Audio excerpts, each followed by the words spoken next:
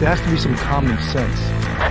Yes, sir. They have the car stopped at 10th and Ranch Microbizer. We still don't know who pulled the trigger.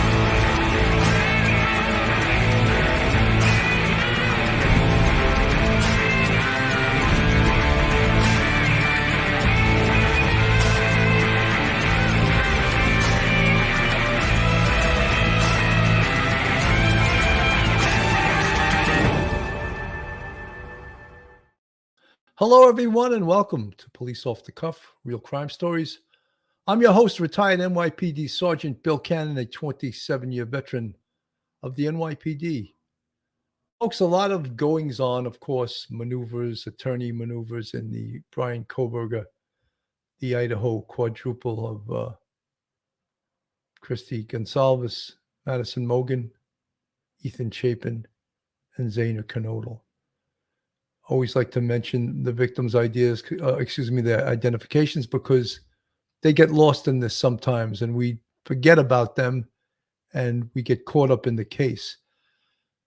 A lot of arguments over cameras in the courtroom and all kinds of other motions. But the big story now is that Kristi and Steve Goncalves, the parents of Kaylee Goncalves, one of the victims, there's a picture of her in the middle there. They've agreed to go on 48 hours this evening at 9 p.m. to talk about their daughter and talk about this case. And are we really expecting to hear really new things that we've never heard before? I really don't think so. But I think it's a good thing that the parents of one of the victims get to talk to the national media.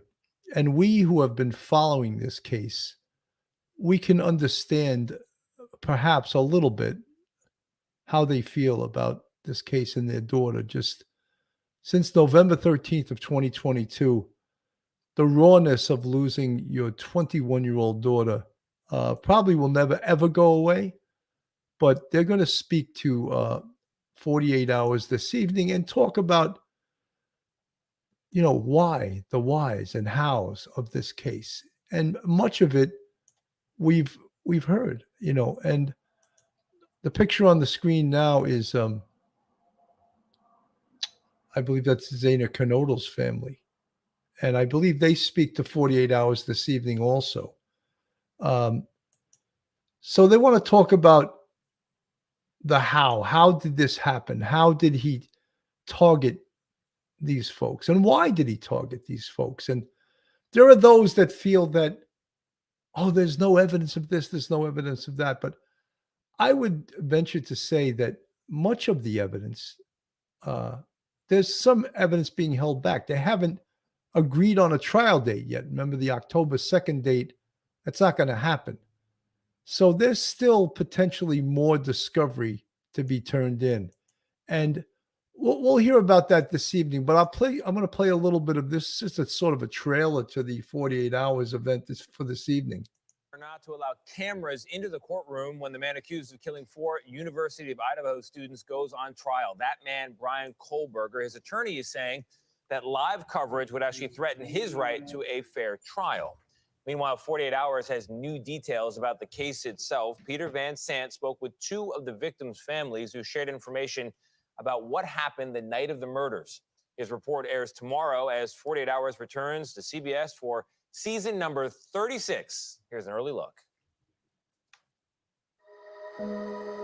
It's been a long and painful journey for the families of Kaylee Goncalves, Madison Mogen, Xana Kernodle, and Ethan Chapin, the 4 University of Idaho students who were stabbed to death in the pre-dawn hours of November 13th, 2022. Do you ever dream of your sister? Yeah, I've had some dreams of her. Just gives me some peace knowing that I know she's okay. Xana Kernodle's sister Jasmine and father Jeffrey are speaking out for the first time since Xana's murder. It just happened, What do? You can't do a damn thing. Everybody's going to work and you look out the window and there's kids running down the street laughing and you're just like, how can you be out there playing? My daughter's dead. On the night of the murders, Kristi and Steve Goncalves' daughter Kaylee was in the same bed as her childhood friend, Maddie Mogen. The Goncalveses say coroner Kathy Mabbitt told them before a gag order the killer attacked Maddie first, then moved on to Kaylee. There's evidence to show that she awakened and tried to get out of that situation. They say she cried out, and her wounds show she fought for her life. The way the bed was set up is what She was trapped. she was trapped. Xana also fought back. According to her father, she had severe defensive wounds. She went down fighting. I believe so. It's upsetting to think about. She was always very strong person. A judge has entered a plea of not guilty on Brian Kohlberger's behalf, but he is not the person the families want us to remember. He's not important other than what he did and being held accountable. I'll be here to keep reminding people who these victims are. You can see Peter's full. You know, folks, it's so heartbreaking to hear the parents of these young kids speak out. And, you know, they were sort of denied the right to speak out with the gag order for a while. So I believe that potentially at this point, it's been somewhat lifted that they can speak.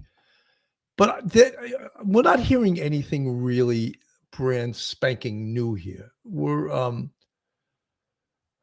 sort of hearing, we knew that Madison Mogen was the first one attacked and that Kaylee Goncalves was in the same bed. And of course, the knife sheath was left behind there. And, you know, without trying the case right here, I don't want to do that, but that is such powerful evidence to me. And there's so many people even that are trying to act as if that's not important.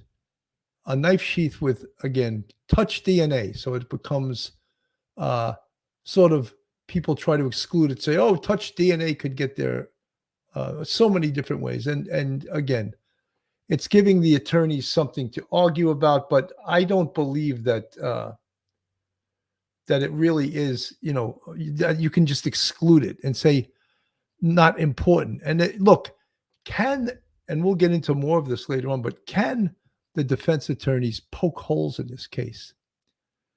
Defense attorneys can poke holes in any case.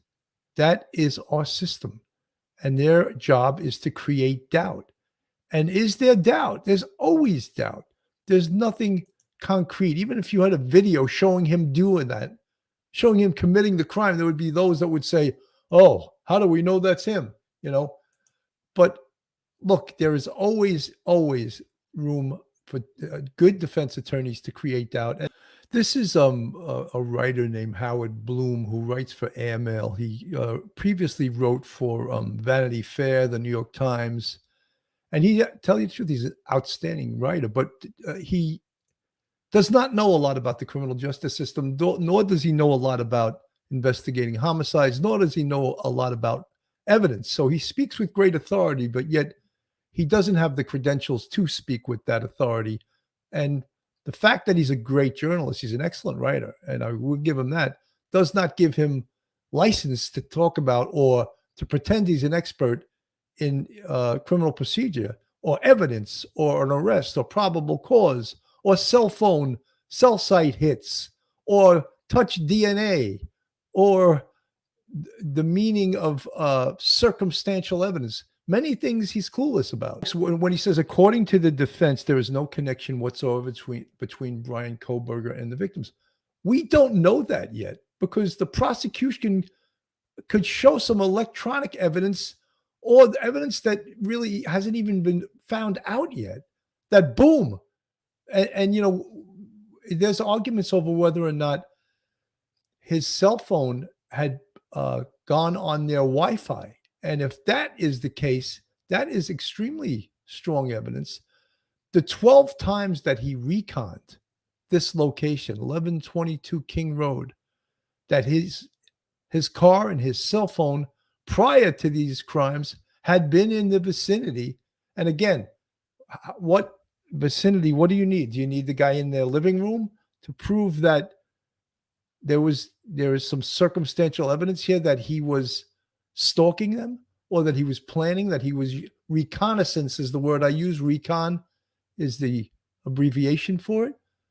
12 times. And then, of course, also on the morning after the crime, going back to the scene, which is a common thing that many murderers do that those not in the murder business have never heard of. If there is no connection, then there is no motive. And if there is no motive, then it becomes very hard to make the case that he is the killer. Motive is not a requirement to prove. I don't know how many times Mr. Bloom has to be told that. You do not have to prove motive to prove someone guilty. The prosecution does not have to prove motive.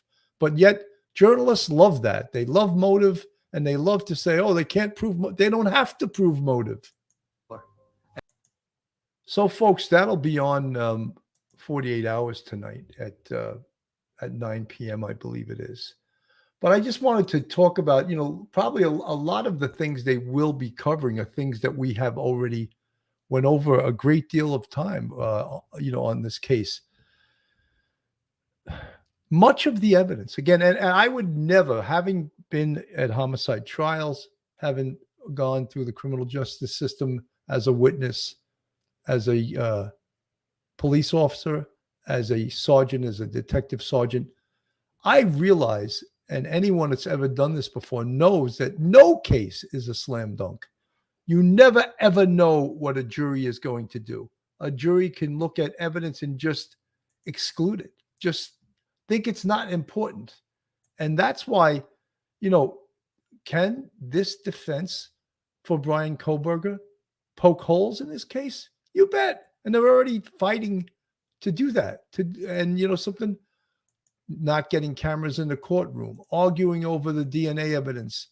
The FBI created the investigative genetic genealogy, which they were able to identify the touch DNA through a surreptitious way, sort of a convoluted way. First, collecting DNA from the garbage of Brian Kohlberger's family in Pennsylvania, matching it to his father. And then, they built a family tree through investigative genetic genealogy. And the defense wants the entire methodology, the entire information on how the FBI conducted their investigation. And so far, the FBI hasn't come forward with that. And the dots are just starting to connect. He was always showing up a little late. And he told me he's fascinating on what he's doing and stuff like that. Tonight,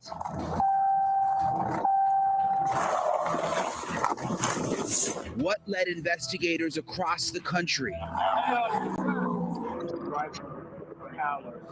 Hours, days, to Brian Kohlberger's front door?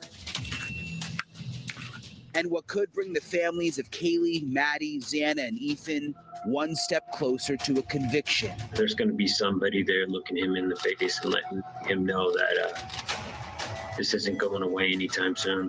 A News Nation special report, Idaho Murder Mystery. This is just the beginning. Starts right now. Good evening, I'm Brian Enton, live from outside the jail. I'd like to mention something, folks. One of the good things, and apparently, the University of Idaho wanted to knock down 1122 King Road. Of course, that's the crime scene. That's the house that you see behind him. And so far, it hasn't been done. And we've argued that that is such an important piece of evidence, the home. I apologize. It's not the home's not behind him now. It was behind him earlier on in this report.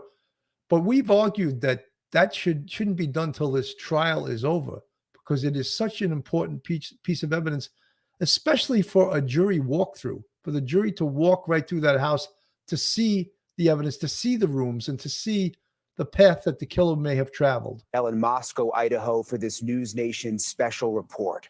For more than a month now, I have been here as this town and really the world was trying to make sense of what happened inside the home where 4 college students were brutally murdered. At the time, we did not know a lot. Some worried that this case would never be solved. But this past week, so much has happened. A suspect charged, and with that, an arrest document that laid out how police connected Brian Kohlberger to this crime. So, folks, obviously, this is going back to the arrest, which was I believe it was the end of December 2022, where he was arrested at his parents' home in Pennsylvania. And many things had taken place prior to the arrest. Don't forget the Idaho State Police were involved in this, the Moscow Police, the FBI. They had a lot of help with this case, as you know, they needed. And any jurisdiction in a case of this high profile, this notoriety, this technical, they could use the help of other law enforcement agencies. And lo and behold, I believe the FBI did help a lot and did do a lot of the scientific evidentiary work. And much of that, there's still a lot of that, blood stains. They've never been identified yet. So those things potentially will be identified during the trial. Tonight, we are taking you through these major developments step by step, the facts of the case and what we still don't know. We're going to dive into the forensics, the DNA, the cell phone data, and how this could all lead to a conviction. And we are going to remain centered on the victims throughout.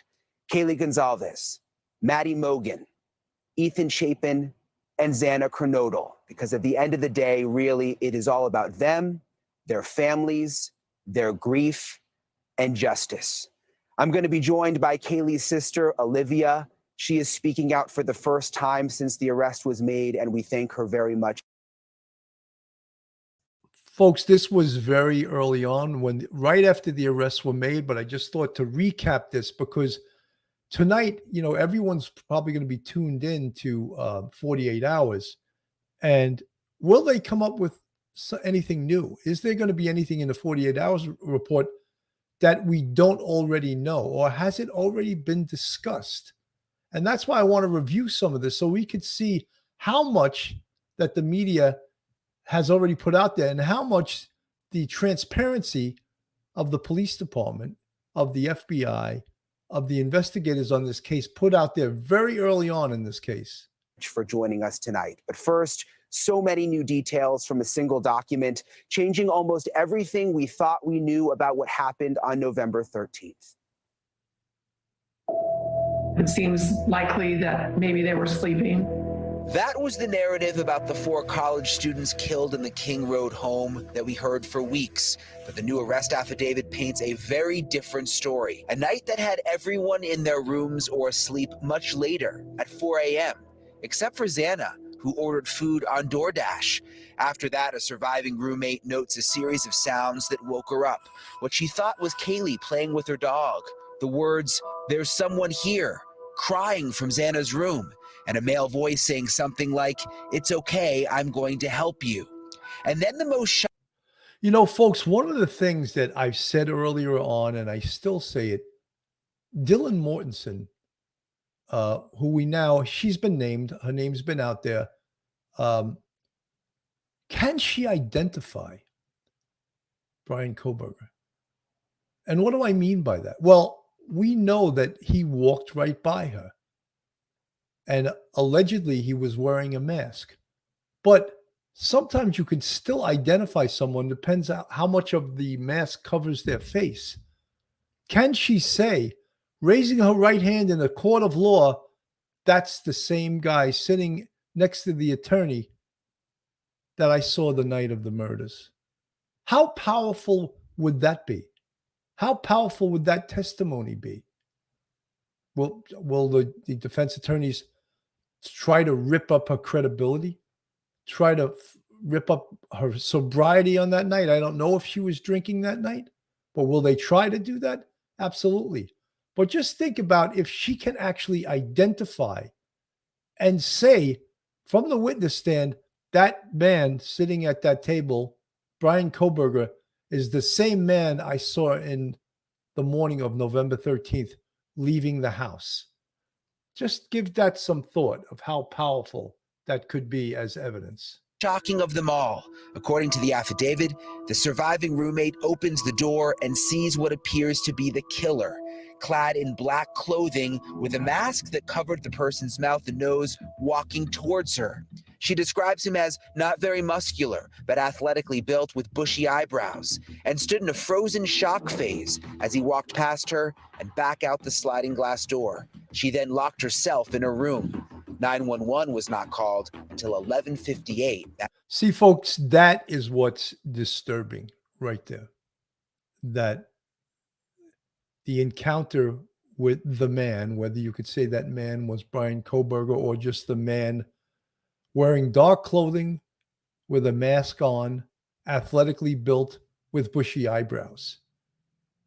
Now it's disturbing that 911 wasn't called until almost 12 noon that day. Disturbing. And again, defense attorneys will and can have a field day with that, with any of the witnesses that come forward to that. Yes. Why? What took you so long if you were so in shock or so frightened? Why did you go back to bed? So yes, that's problematic, I think. That morning. But still this interesting question of she didn't call the police. But it raises a question as what was happening in that period of time. Obviously, you'd like to call right away so you can have an immediate response and get on it. But this guy was one of the Greg McCrary, his name's right on, one of the best talking heads during this whole trial. Him and of course Bobby Chacon, the other FBI agent, outstanding. But this guy was one of the most knowledgeable. You could see he's got experience by his age, but he was very articulate and right on top of this case. unfortunately, we don't live in an ideal world. Investigators at the scene found 2 traces of a possible suspect, a shoe print just outside the door of the surviving roommate's bedroom, and a knife sheath that had K-bar and USMC on it. A single source of male DNA was also found on the button snap.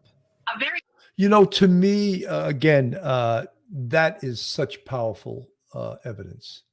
The knife sheath, the single source of male DNA, which we now know comes back to Brian Koberger.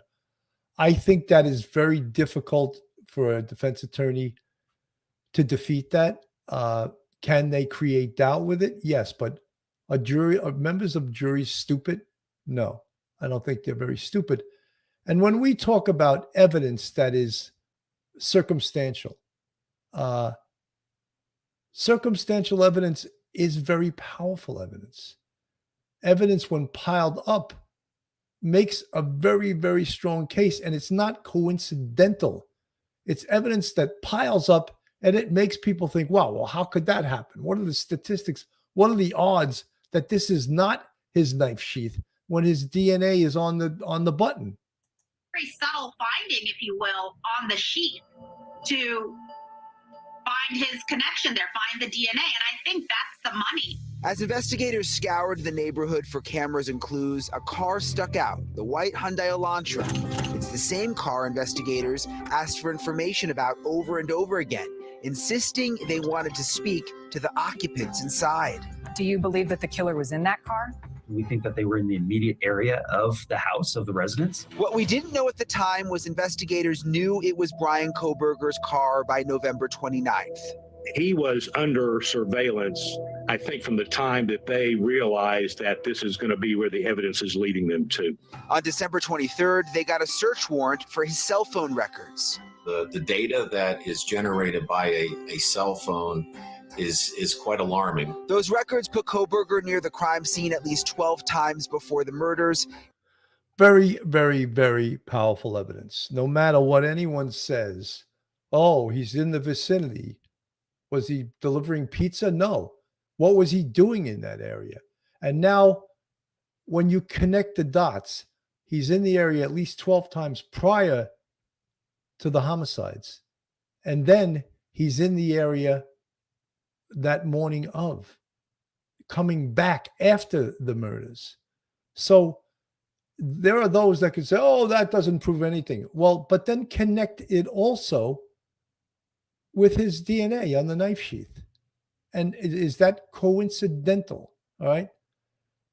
Connect that with some of the other physical evidence they have. the car being caught on video pulling into the back parking lot of 1122 King Road.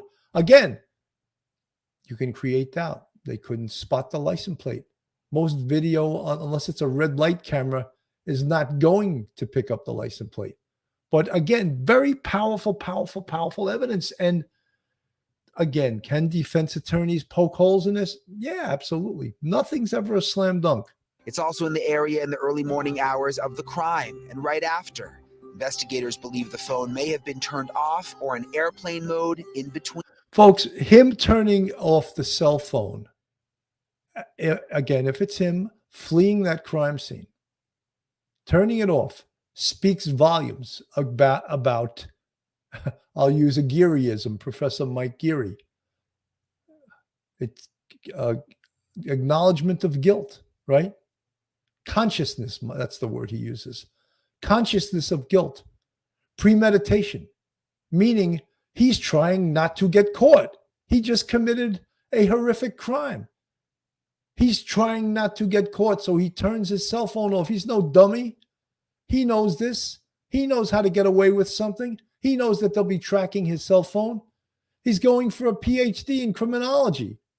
So he knows these things. He knows the investigative steps that the police take to capture him. So he turns off his cell phone. Perhaps that would prevent them tracking him at a certain point. But what it shows is that when he turns it back on, that he's got intention to get away and consciousness of guilt, as the Gearyism Mike Geary uses. We believe that he fled the scene according to the probable cause affidavit. They described the route that they believe he took based on surveillance video and just a knowledge of the area. This is the house where the murders happened. We believe he came out the back door and then left in this direction. You can see on this map, police say Kohberger went way out of the way to get back to his home in Pullman, going down a country road and making it to his apartment around 5:30 a.m. Also is a convoluted route, a route that's not the quickest way, the route that's not the, as the crow flies. Is that also consciousness of guilt? Is that also trying to avoid something? Is it trying to avoid getting caught again? So think of that. That's also what we would call premeditation. So all of these things are pluses for the prosecution. Minuses for the prosecution: no plate, no license plate, no video of Brian Kohberger's face, body inside that car. We can't tell who's driving that car. Can the defense create doubt with that? You bet. You bet. So again, not a slam dunk. Never a slam dunk. Yeah. 4.5 hours later, Kohberger's phone is near the Moscow house again from 9:12 to 9:21 a.m. and back. Hugely powerful, because if you know anything about killers, a lot of them like to go back to the scene of the crime. Just, it's a thrill. He goes back to the scene of the crime, 1122 King Road, from 9:12 to 9:21 a.m. That, again, consciousness of guilt, personality. It's part trying to relive the crime, trying to see what's going on at the crime scene. So he returns to it. Yes, powerful, powerful evidence. Back home in Pullman by about 9:32. Later that day, there is another 3-hour window where the phone was out of service again. Investigators say that is consistent with the same location as the phone after the murders, perhaps retracing his steps one last time. And between November 29th and November 23rd, authorities surveilled Kohberger's car using license plate readers and cameras.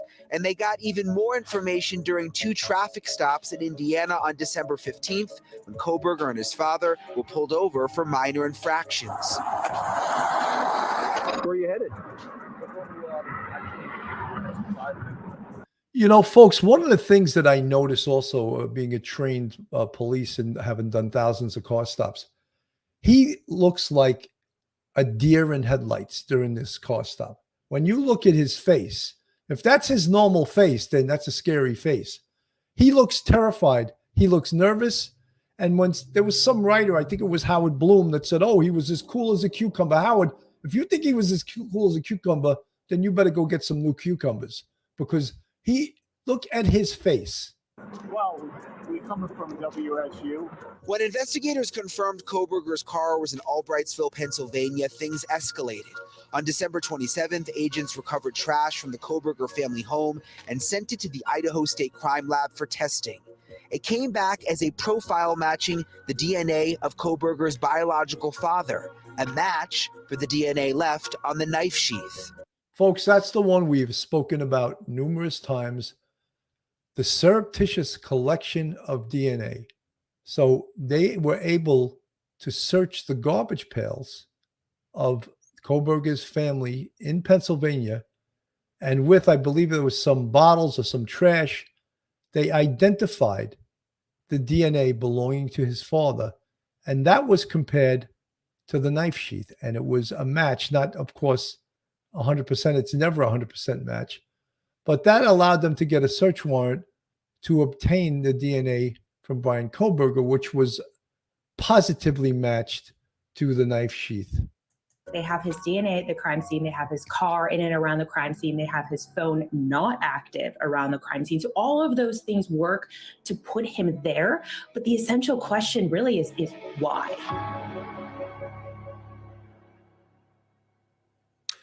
I want to bring in Kaylee's sister now, Olivia. Thank you so much for being with us tonight, Olivia. You know, I remember from when we first started communicating, when all of this began, you told me that you believed that this was going to be a stranger who came into the house. And according to the police, you know, you were right the way that all of this played out. But what did you think when you first learned that Brian Kohberger was the suspect? I think we always presume, you know, innocence. I don't think it really hit me until the affidavit was released and I was able to kind of read that and process that. And then you not only have a name and a face, but, you know, the beginnings of a case against him. You have been working so hard behind the scenes, and I don't think a lot of people realize that because in many ways your dad has sort of been the face of the family. But since the beginning, you've been digging into this and trying to find leads and sending things to the police. And you told me that, you know, you didn't feel like you would be able to really grieve until there was an arrest made. Do you feel like now you're able to do that? I think my family as well as myself are starting to get there. And it's kind of an odd time to do that, being that we still have such a long road ahead of us. But the relief that we all felt having a suspect in custody was, it was like, I can't even describe it. Like the weight of the world was lifted from our shoulders. The court process now. You know, folks, when just to recap some of this stuff, if you recall back when this case happened, November 13th, 2022, the Moscow police took a lot of heat because, and especially from the press, about the fact that it took 6 weeks and it was 6 weeks and they didn't have someone under arrest. And anyone that's ever worked a murder case knows that that's not too long. That's not a long period of time. Things take time. And even you saw they had him identified near the end of November, but they weren't ready to make a move. They weren't ready to say, we have probable cause, we're going to take him down. They built the case. They established probable cause, which is probable cause is facts and circumstances which would allow a reasonable person to believe that a crime has been committed and the person arrested committed that crime. That is the definition, word for word, of probable cause. It's not preponderance of evidence. It's not in fact committed. It's not beyond a reasonable doubt. That comes later. The prosecution will have to prove this case beyond a reasonable doubt. And right now, is there some doubt? Yes, yes. And again, for the folks in the chat that love to remind me of this, Brian Kohberger is innocent until proven guilty. And that is our system. And I will repeat that till the cows come home. That's absolutely correct. He's innocent until proven guilty. Folks, this is Police Off the Cuff, real crime stories. If you like real crime, true crime from a police perspective, then you're in the right place. And if you're not subscribed to us, go on our YouTube, hit that subscribe button, give us a thumbs up. If you're brand new to this channel today, put a 2 in the chat. I don't think I need all you veterans that are been here for a while to put a 1. But if you're brand new, put a 2 in the chat. And if you put a 2 in that chat, make sure you subscribe. That's how we'll identify you. And folks, if you want to support us, also we have a Patreon with 3 different levels, and we have a YouTube channel membership with count them 5 different levels. And you see the folks in the green font, they're part of our YouTube channel memberships. We appreciate our fans, our friends, and our subscribers.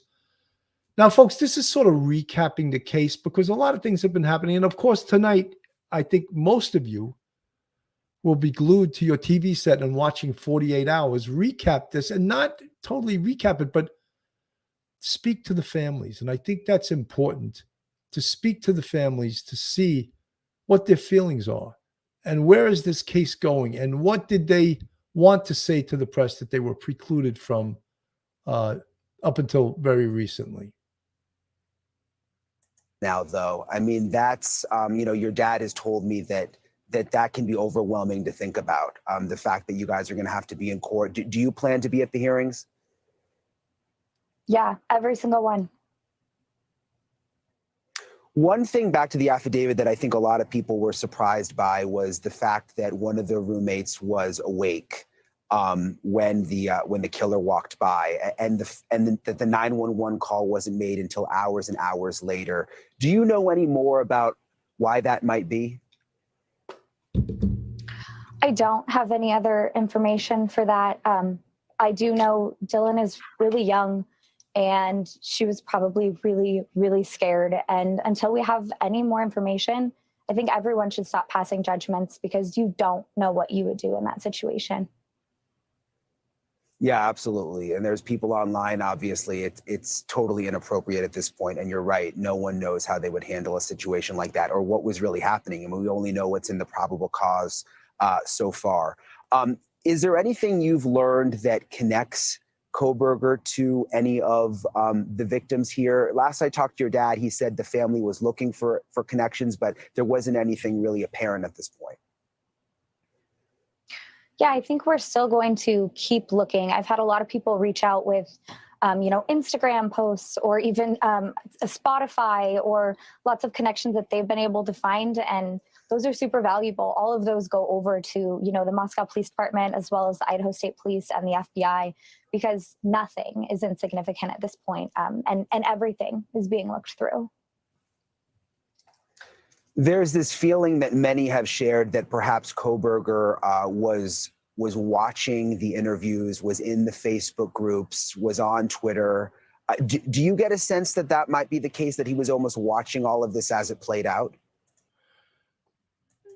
Folks, it was, as a lot of you recall that have followed this case right from the beginning, there was allegations made by a lot of profilers, by a lot of FBI people that he was a incel.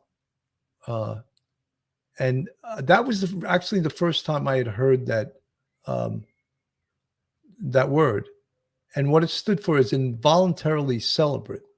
So that he was very frustrated and perhaps stalking these girls, and specifically Madison Mogen, who they believe was targeted. But we don't know at this point, at least law enforcement hasn't revealed any online evidence, any digital evidence that was true. The evidence they have of potential stalking was the fact that he had been around 1122 King Road on 12 different occasions. And in addition, went back to that location the morning of the murders from 9/12 to 9/20 something. So that's really the only evidence they have of that at this point. I want to play Bobby Chacon, an FBI agent who was outstanding during this case. He talks a little bit about the evidence. I want to put him up on the screen right now. Motive. We are live tonight from Moscow, Idaho.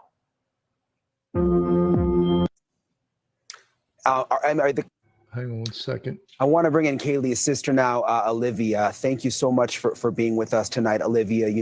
fill in the gaps until we find out more. Joining me now is retired FBI Special Agent Bobby Chacon. Bobby, thank you so much for being with us. The first thing I want to ask you that has a lot of people puzzled is this surviving roommate who apparently saw the killer walk by. Do you think the killer saw her? And if so, why may he have spared her life? Well, it's a great question, Brian. And I think he did see her, but looking at the affidavit with the phone records and where he was, I think he had a certain plan. There was a plan in place that he had for this house. So he was executing a plan as he thought it was going to go in his mind. Now, all of the times that people do this, things go wrong. He might have only planned on 2 victims and it turned out to be 4. I think that the rage that he had that was building in the days and weeks leading up to the murders, I think all came out. And I think the opposite side of that rage is an adrenaline crash. And I think that after the 4th victim, it's entirely possible he crashed. He was simply so exhausted. And then you get kind of tunnel vision. He was looking to get out of that house as quickly as he could. And the other 2 people downstairs were not part of his plan. And so he walked right by her to get out of the house. So I think it's entirely possible he was simply too exhausted and it wasn't part of the plan that he had envisioned. One of the creepiest things about this for me when I read over the affidavit was that he is accused of coming back to the house. That's what the cell phone records indicate, around 9:15 in the morning after the murders. Is it possible? I mean, do you think he may have been going back to go back inside? Do you think he realized that he left the knife sheath there? It could be, but I don't think so. I think this is sometimes classic criminal behavior where they revisit the scene of the crime. I think he might have gone back there to see if there were ambulances or police cars. He probably expected the police to be there already. And I think he went back to look for police or what kind of activity was taking part at the house. Sometimes the thrill, we've seen people stand behind police lines at fires. Arsonists do this a lot. And so I think that he was driving by to see basically the fruits of his actions if there were. Folks, 100%. I think this was a thrill thing. He went back there to get a thrill from going to the scene and seeing the ambulances, the police cars that were there. And in fact, they weren't there at that time. He wanted to, be the person there that, I did that. I was responsible for this. And it's a creepy thing.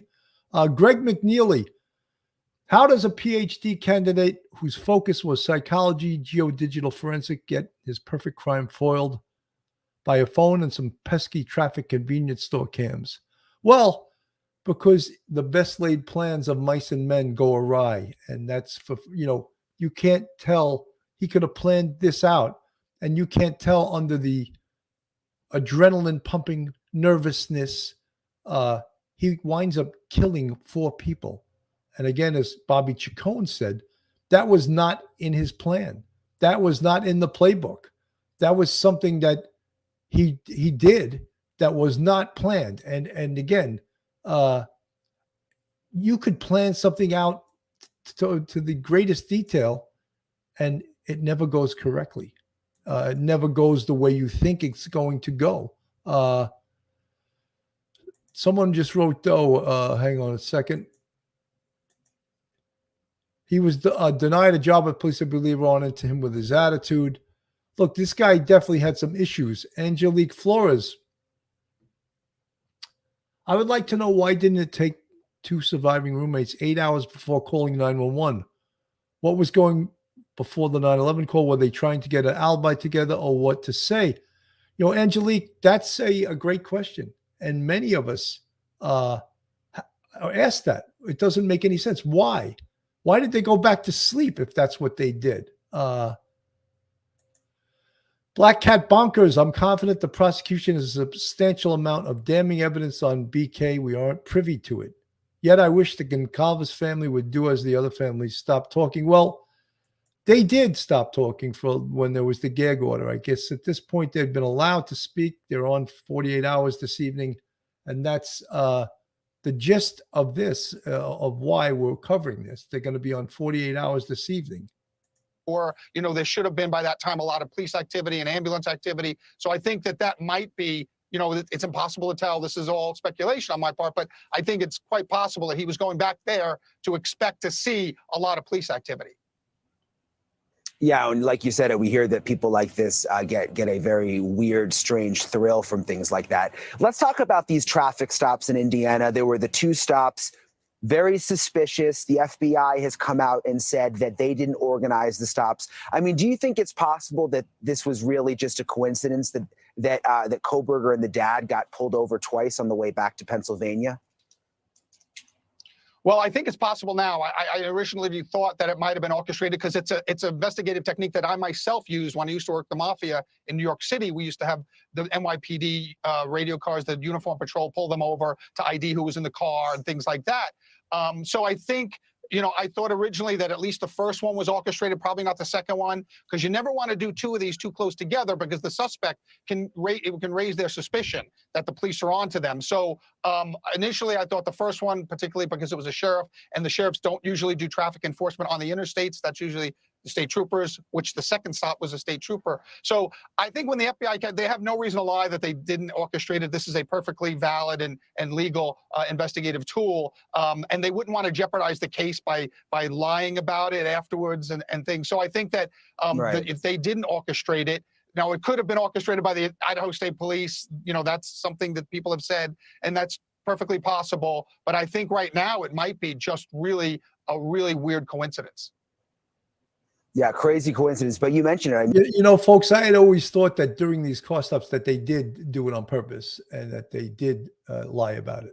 And I love Bobby Chacon and I respect his opinion, but in my opinion, they definitely choreographed these stops. They wanted to take a look at him. They wanted to take a look inside the car.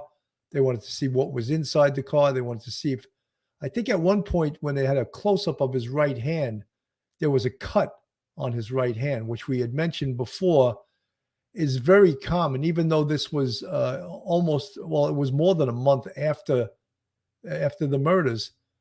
He could have severely cut himself. He could have had a scar on his hand, because when you kill someone or stab someone with a knife, especially 4 individuals, there's a very good chance that you cut yourself. And I thought that on this car stop, that they had a close-up of his right hand, and he in fact did have a cut on his right hand. So that could have been a very good reason to make this stop. I mean, if it made him suspicious, there's the reports that once he got to Pennsylvania, he had the gloves on, he was moving the trash from his parents' house to the neighbor's house. So that all certainly came into play. I want to ask you about the knife, because I have heard, according to sources, that one possible defense strategy here could be trying to say that knife will not match up to the wounds. Do you think that could possibly come into play at a trial?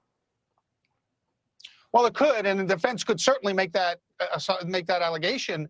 There will be very detailed testimony by the medical examiners and by people that are experts in wound patterns with this knife. Now, normally, depending on the stab wound, but sometimes you can actually match the knife up right to the wound. In this case, if the wounds are too graphic, if they're too gross, if they were too much together, you may not be able to get the exact knife fit in. So it all depends on the wound pattern. But I anticipate you will have the medical examiner or coroner give expert testimony for the prosecution. The defense will probably have its own experts come in and make an allegation exactly the way you described. I don't know that will prevail, but it's something the defense, is certainly open to trying. So they don't discuss motive at all in the probable cause affidavit, Bobby. Do you think they know a motive at this point and just aren't revealing it, or you think they're still looking? I think they've got an idea of the motive and they're looking for more evidence of that motive. Now, remember, to me as an investigator, motive was the least important thing I did. Because most murder statutes, you don't need to prove why somebody does it. My main thrust as an investigator was, who did this crime and how do I prove it?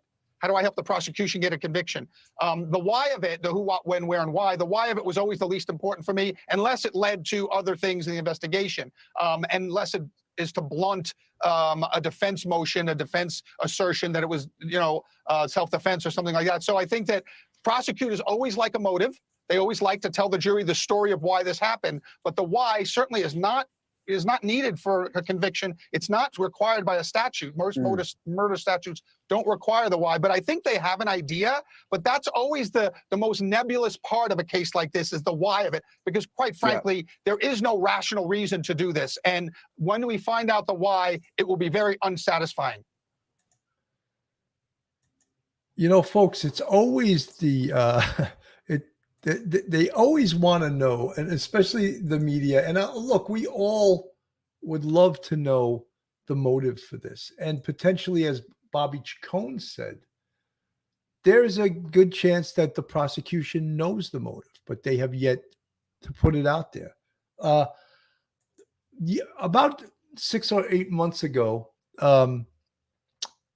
C.C. Moore, who is one of the probably premier scientists in regards to investigative genetic genealogy, she was on CNN with a guy named Smerconish, and she so thoroughly explained investigative genetic genealogy and touched DNA that I want to play this, because everyone is talking about thwarting this evidence with questions and saying they can create doubt with this. Of course they can, but I want to play a little bit of this because this is quite brilliant. The DNA will get you every time. It's how the suspect in the mid-November stabbing deaths of 4 Idaho students was finally tracked down and arrested. That's what we learned when the affidavit of probable cause was unsealed in Idaho court this week. Investigators had found a leather knife sheath on the bed of one of the victims. They found a DNA sample on the button of the sheath. This and the cell phone records tracing his whereabouts capped the many weeks-long investigation that included narrowing down which white Hyundai Elantra had been captured on videos in the neighborhood of the house where the killings took place. A Washington State University officer then located a 2015 white Hyundai Elantra in an apartment complex parking lot. The owner's driver's license information and photograph were consistent with a surviving roommate's description of the masked suspect's height and build and bushy eyebrows. Additionally, 5 days after the murders, the suspect had obtained a new license plate for his car. The car was located at the suspect's family residence in Albrightsville, Pennsylvania. CNN has reported he was under surveillance and he was seen cleaning his car inside and out using surgical gloves and depositing trash in the wee hours in a neighbor's garbage can. On December 27, Pennsylvania law enforcement discovered that trash and sent it to the Idaho State Lab for DNA testing. The very next day, the lab was able to match a DNA profile obtained from the trash as all but assured as being from the biological father to a person whose DNA was found on the knife sheath.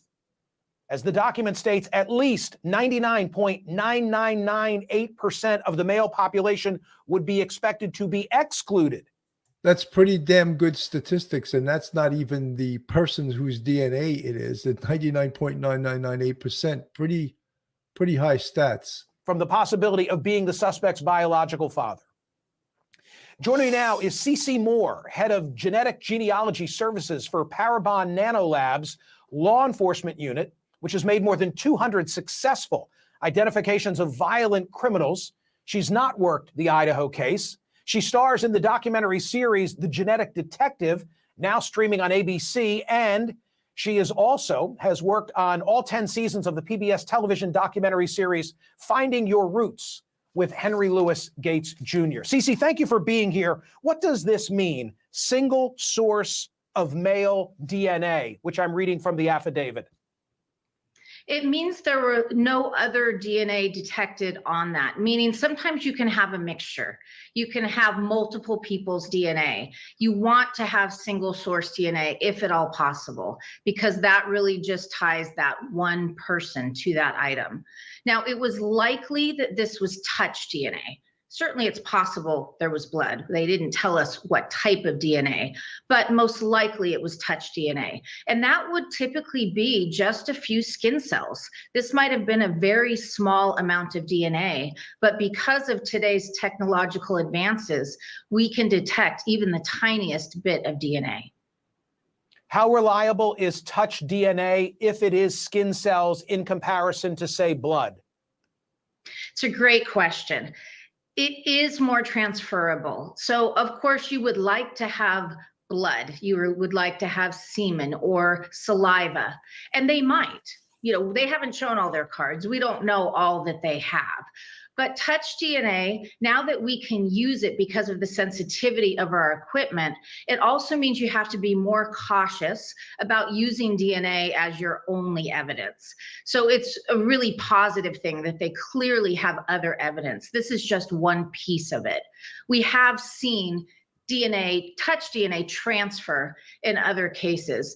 Of course, so that's going to be the defense attorney's argument, that this touch DNA could have been transferred from another object onto this button on the sheath. That's going to be the creating doubt part of this touch DNA. But for those that think that that is creating doubt, would you rather have this DNA on this knife sheath that was left inside the bed with Madison, Mogen, and Kaylee Goncalves, or would you wanted it better off excluded? This knife sheath was left there, clearly showing the type of knife that was used, and the touch DNA just so happens to come back to the person who was arrested, Brian Koberger.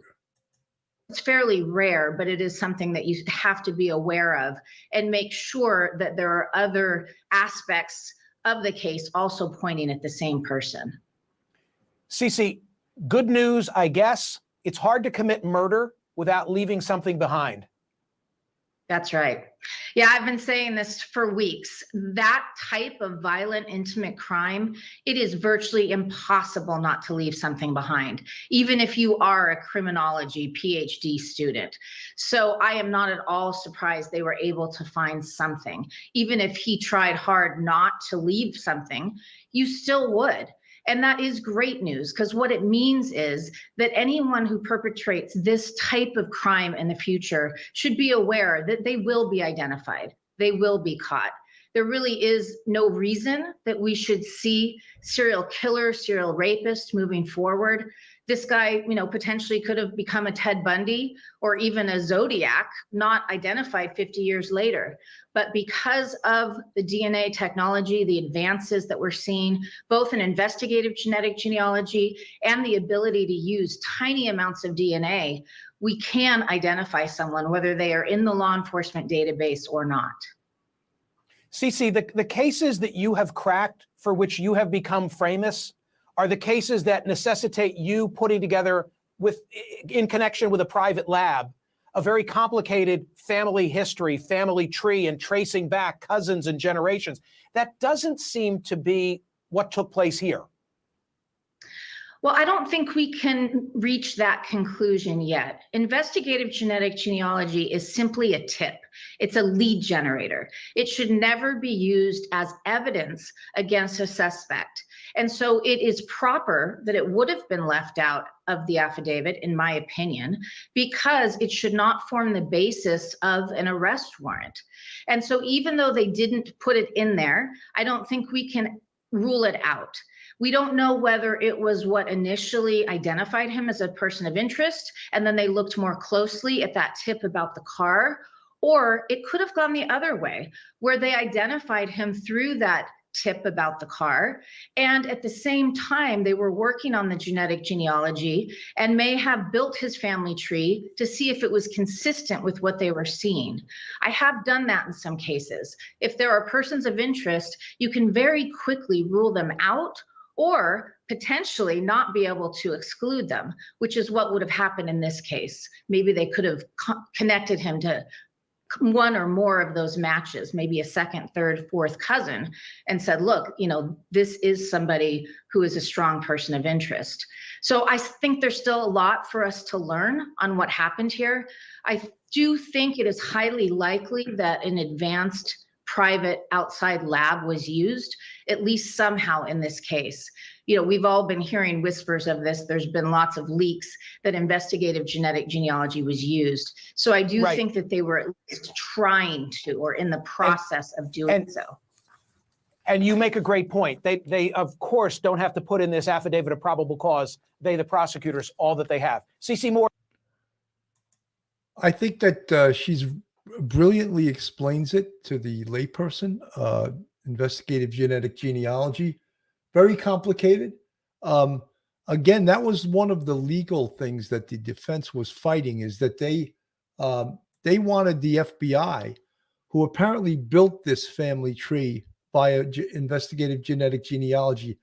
They wanted the FBI basically show your work. Remember when you used to do math problems in high school and your teacher would say, show the work? That's what the defense wants to see. They want to see how the FBI came to this conclusion by building the family tree via investigative genetic genealogy.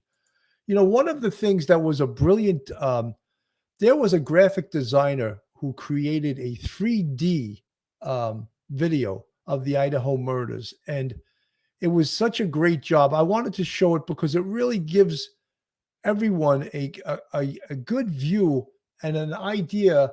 That house was really a strange looking house. And to get the idea of what happened, you really do need something like this that graphically shows all the rooms and the path of the potential killer in this case. Brian Kohlberger, the suspect, is believed to have entered the neighborhood at 3:29 a.m. Approaching the house, he noticed the lights are on. This hinders his plan, and he now has to rethink things. He continues on to the back where he sees even more lights on. From the affidavit, we know he drove by the house 3 times in less than 5 minutes, probably trying to figure out what to do next. He finally decides to leave the area for a little while and observes the lights are on one last time in front as he drives off. Cameras show him leaving the neighborhood and exiting on Walenta Drive in this direction. It's uncertain which way he went from this point here, but we know that he is seen here at this location at 3:45 a.m., caught on a gas station security camera. Wondering if this could truly be a 2015 Elantra, I downloaded a known image of one with a similar angle of view. I then entered that into a 3D modeling software and added some lighting and then tilted the camera to get a similar angle. I then animated the image to be traveling at 40 miles per hour, giving motion blur, which ended with this result. Though not scientific, we can see very close similarities that this is a 2015 Elantra. That, of course, a defense attorney could poke so many holes in that one. That, how do you know? You can't definitively identify it. It looks like it, but that's not good enough. Back to the map. We see the suspect re-enters the neighborhood at 4:04 a.m.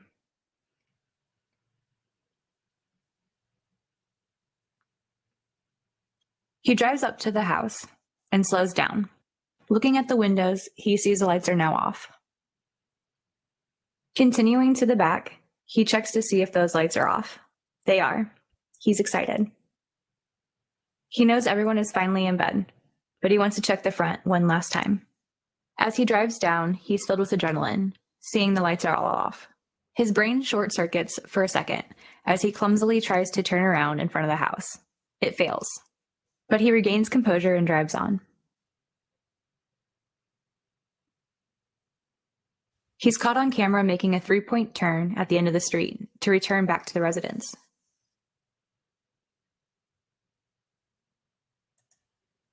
He does his final drive to the back of the house. In the beginning, most of us believed the 2 surviving roommates, Bethany and Dylan, were sleeping on the first floor. Since then, we've learned Dylan was sleeping here on the second floor, along with Xana and Ethan located here. Kaylee and Madison were located here on the 3rd floor. The dog was located on the 3rd floor and the room by itself. Let's move around and see through the walls into the kitchen, to the back slider, and take a look at the time frames. At 4:04 a.m., the suspect can be seen trying to park his car. At 4:09, approximately 5 minutes later, he enters the house through the back slider. At 4:18, he leaves the house after committing the crimes. At 4:20, he's caught on camera driving away at a high rate of speed. All of this only took 9 minutes. Let's watch what that looks like. The suspect enters through the back sliding door. He pauses at the stairs to look around to make sure no one's up. He then turns and goes upstairs. The first bedroom he stops at and opens the door. He sees no one there. He continues to the next bedroom. Here we know what happens. Downstairs, Dylan is sleeping. The noise from upstairs wakes her up. She thinks it's Kaylee playing with her dog. She gets up and goes to the door and looks out. She sees nothing there. The suspect then continues down the stairs about 3 minutes later.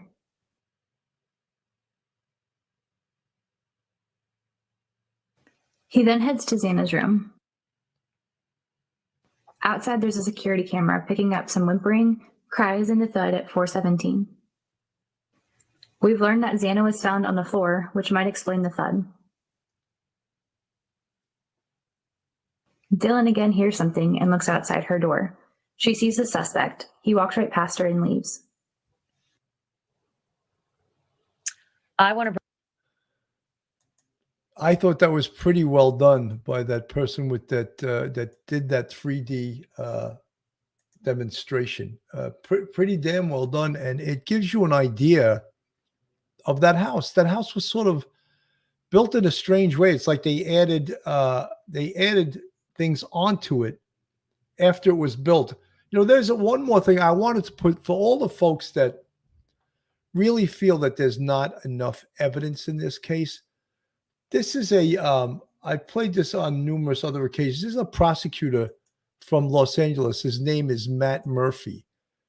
And he had earlier on, also on News Nation, said that the amount of evidence in this case is overwhelming. I've never heard anyone else say that, but let me just play a little bit of this and you can see what I mean. Matt, we know that some of the families do want, the victims' families do want the death penalty. These crimes were heinous. But yeah, they don't blame that. I don't blame them. But how does a prosecutor make this decision? So a prosecutor under these circumstances will weigh the aggravating versus mitigating circumstances. It's essentially the same job that a jury will be asked to do. And this case is so overwhelmingly awful, for lack of a better term. I think there's going to be a lot of pressure within the DA's office to actually seek the death penalty on that. And the evidence seems to be very strong. I mean, it's not circumstantial. There's DNA evidence, there's cell phone evidence, there's a lot of evidence here. The evidence against Brian Kohberger is overwhelming. And I've never heard anyone else say that. And this is a former homicide prosecutor from LA saying that the evidence is overwhelming. That doesn't mean that the defense cannot poke holes in it. It's just that there's a great deal of evidence. And that actually is a factor in that decision. Essentially, when people weigh the death penalty, elected DAs, they look for two things. They look for overwhelming evidence, absolutely no doubt of guilt, because the jury will be allowed to consider that in the penalty phase. And remember, this is a bifurcated system. So first there's the guilt trial, and then there's the penalty trial. They are allowed to consider what's called lingering doubt. So if you have a case where there's some wiggle room or a juror might not be sure, they're allowed to consider that in imposing the death penalty. The second thing that every elected DA will consider in making a decision like this is the shocking nature of the crimes. The vast majority of cases that are eligible for the death penalty in the United States, the elected DAs don't actually seek it. In Orange County, we sought it in less than 4%. So it is. Wow, why so seldom? Well, for one thing, you want to be absolutely sure as a prosecutor because you have to take the death penalty very seriously, even in a state like California where it's essentially symbolic. It's a big deal to do it. It's also a lot more work and it takes a lot longer. And then it faces much harsher appellate scrutiny once the conviction and the sentence is imposed. It also affects how you pick a jury. It absolutely does. Now, what's interesting about this is that you're entitled to what's called a death qualified jury. So they'll bring in the veneer or the jurors for the trial, and they'll all fill out questionnaires, and they will be asked about their views on the death penalty. And if they cannot follow Idaho law, which allows for the death penalty, they will be excluded for what's known as cause. So they won't actually be in the jury panel, or they shouldn't be. So you've been in this position before as a prosecutor, a homicide prosecutor. What do you think he's going to do? I think this one is pretty clear. My guess is he's seeking the death penalty. Now, behind the scenes, what's happening is he's probably meeting with the defense and saying, show me what you got to try to talk me out of it. In California, we call that a livesy hearing. In Idaho, I don't know what they call it, but I'm sure they're going through that process right now. Thank you for watching. So an amazing amount. There's a prosecutor from California, talking about the evidence in this case is overwhelming amount of evidence. However, we've seen right now they're arguing over cameras in the courtroom, whether they should have cameras in the courtroom. I don't know what your feelings are on that. Does that give a defendant a fair trial, that you have a transparent view of the trial, or does that hurt the defendant's rights by making it more difficult, I think, to get an impartial jury? And you heard Matt Murphy from the LA County prosecutor say, former prosecutor, that in this case, they have to get a death penalty sort of qualified jury. So if you're a juror and you're anti-death penalty, they will not choose you to be on this case. So it's very complicated. It's extremely complicated, because what happens in most death penalty cases is it goes on appeal forever. It could take 15, 20, 25 years. And by that time, sometimes, in the Night Stalker case in LA, the defendant died of cancer before he ever received the death penalty. So it is very complicated. Life without parole. I think many people get sort of afraid of life without parole, because we see people that have received those sentences being paroled now. Cop killers, for example, in New York City, they received life without parole, and now they're all getting paroled. So it's sort of disgraceful. Again, so the finality of the death penalty case, in this case also, to be a firing squad, a lot of people find that to be not a good thing. Cameras should be allowed in the courtroom for future proceedings in the Moscow murder case. The defense attorney for the man accused of killing 4 University of Idaho students made the request to prohibit cameras. Graham 2's Amanda Rowley was in the courtroom for that hearing today. She joins us from the Latah County Courthouse with the arguments made this afternoon. The defense attorneys want cameras removed from the courtroom because they don't want this case to turn into a TV drama. But the attorney representing the Media Coalition told the judge that cameras are a tool for reporting a firsthand and accurate account of what happens in the courtroom. The defense told the judge the camera operators have been doing their job well, but their concern lies with the editors who manipulate or edit the images from court and sensationalize it.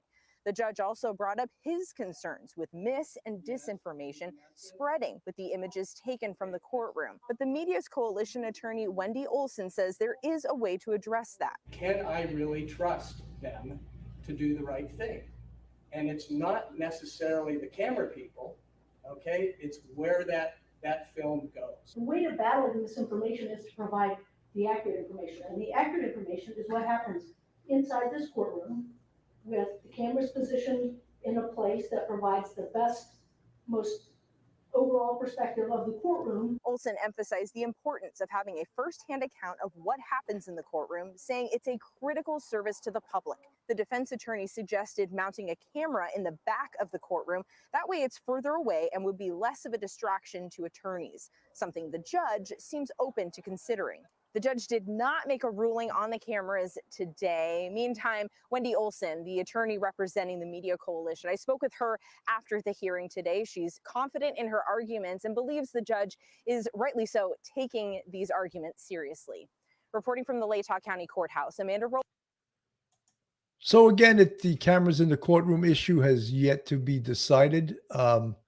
So far, the judge is making a decision on that. So we should hear about it shortly, but again, he hasn't made a decision. Folks, if you're looking for a great defense attorney in the New York City metropolitan area, then Joe Murray is your man.